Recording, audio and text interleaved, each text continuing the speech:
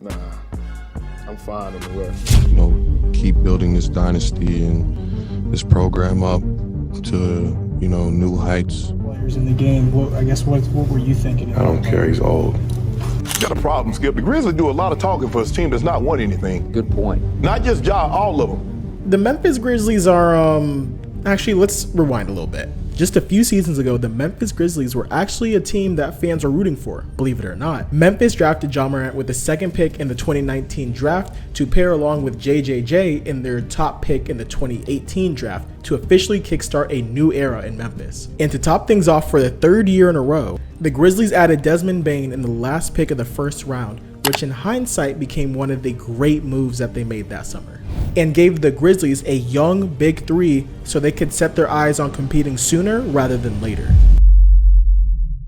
And although this was just 3 summers ago, this was a time seemingly far, far before what's transpiring today in front of our very eyes. Once an emerging Cinderella story in the NBA, to the most negatively talked about franchise in a span of just a couple seasons, the Grizzlies talk a lot. And a whole lot of players and teams in the NBA are taking exception to it. They trash talked LeBron once before too. And then Bron pushes him. Oh, those two are exchanging words. Tried smack talking the Warriors and ended up getting the Christmas present they didn't want. Thompson jumper, got it. And well, even an ex-athlete from a different sport got sick and tired of them. But things took an interesting turn just 2 years ago when the Grizzlies made the NBA playoffs after 3 consecutive seasons of not qualifying, and their entry into the postseason couldn't have come at a better time. They took out the team that was the Warriors of 3 of the last 7 championships, the Golden State Warriors, and that, ladies and gentlemen, gave the Grizzlies a new spirit, a new edge, and this amazing feeling that they got next.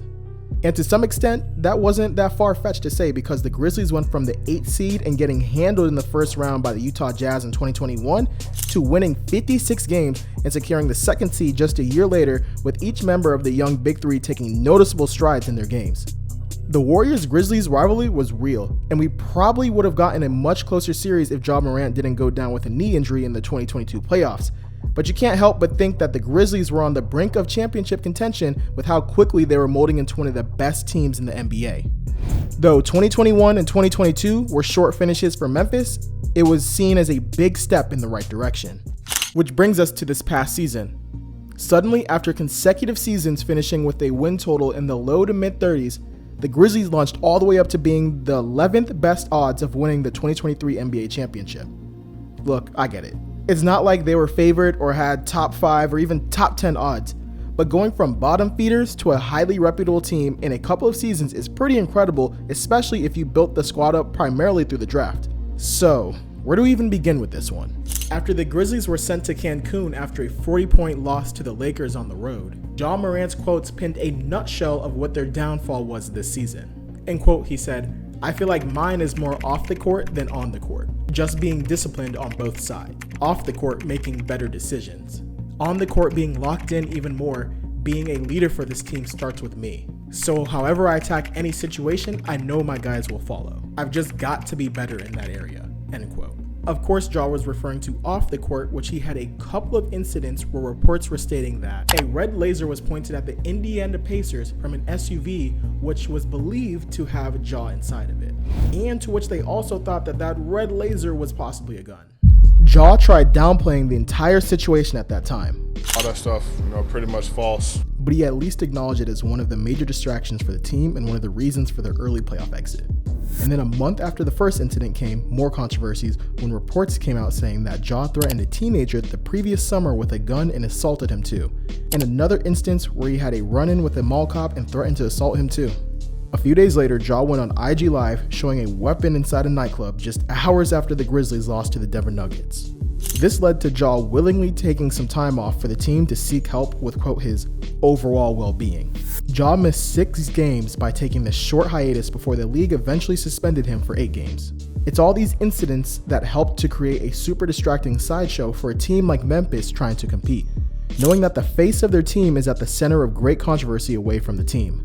So things came spiraling out of control at the worst time. Ja said what he said about not worrying about the other teams in the West when the Grizzlies had a 500 record against the West at the time. Ja then got involved with incident after incident off the court. A few key injuries like the injury of Steven Adams and Brandon Clark hurt the team. And there was another sideshow, honestly more like a front show, happening out on the court with another Grizzlies player. You guys all know him as Dillon Brooks. Draymond talks a lot. You talk a lot now, so if you have 4 rings, sure you talk a lot more. Stop it, man. That was just a dirty play.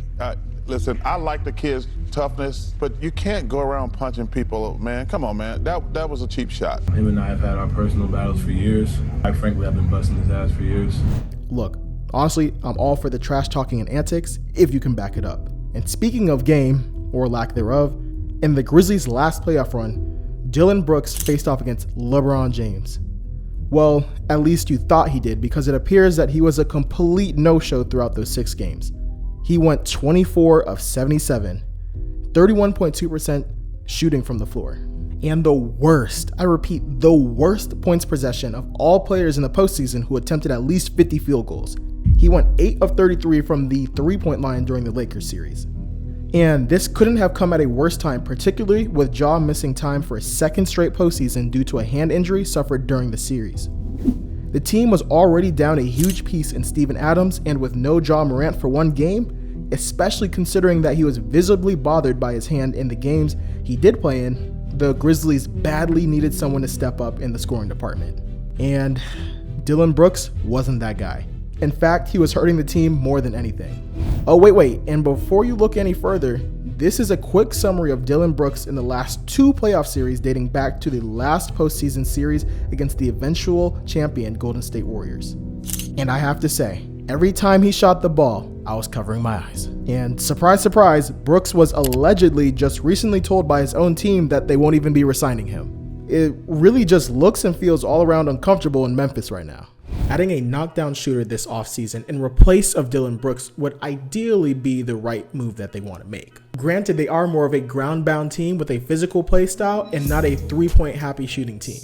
But they simply lack shooting in their starting lineup, which really showed in that Series L against the Lakers. Desmond Bane is their only starter who shot better than 36% from 3-point range this past season. But because he is their only elite shooter and happens to be one of the best in the NBA, teams are able to single him out and make it tough on him to get off clean looks. That's exactly what the Lakers did. Bane shot just 32% from 3 during the series because there wasn't another guy in the lineup that shoots it well enough from 3 to keep teams on their heels. And in Ja's case, giving him another guy in the wing that can light it up from 3 paired with Desmond Bane will open up the floor to the point where he'll be able to dominate in his attacking play style. But this could be the beginning of something valuable for this young Grizzlies team. They went through huge adversity this season on and off the court, especially their supposed leader, Ja Morant, who I think is far too good of a player to not learn from his mistakes and bounce back from them and be even better than before. Dillon Brooks may not be on the team next season, and that might be the best move the team can make, because let's face it, getting into it with the other star players over and over again probably frustrated his teammates and coaches time and time again. And in the end, it's just hard to overcome a guy like that on your team, especially when he's a starter and plays a position that winning teams require consistent production from. But that's the thing. He's distracting, probably super frustrating to his team, and shoots terribly stats-wise. The Grizzlies are another superstar and a great leader away from becoming one of the top teams in the NBA, even with everything that's been going on this past season. And that's not to diminish Ja Morant, because he is a superstar and he is a few years away from entering the heart of his prime. But if we consider what NBA history has taught us, the facts are there have been only 2 players 6'3" and under, which is the average size of a point guard, to be the best player in leading that team to a championship. Steph Curry did it with the Golden State Warriors, and Isaiah Thomas did it with the Bad Boy Pistons back in the 80s. And that's it, just those 2 players. It's far from a point where the organization or fans of the team should feel the need to hang their heads up because the future is bright. I like head coach Taylor Jenkins, I like the depth of the roster, I like the pieces they have. They're just a couple of tweaks away from glory, guys. Memphis will come back humbled and more focused than ever. Stay out of trouble, Ja, please. And should be expected to win as many or even more games next season. Ja didn't waver off his proposition that he's fine in the West, and I like that mentality. It was a horrible take, yeah, but it seems to me that he's got the mindset of we are going to come back better and he's going to be a better leader. While it might be a prisoner of the moment to pose the question, what happened to the Grizzlies? There's no denying the fact that there's work to be done and some pressing changes to be handled.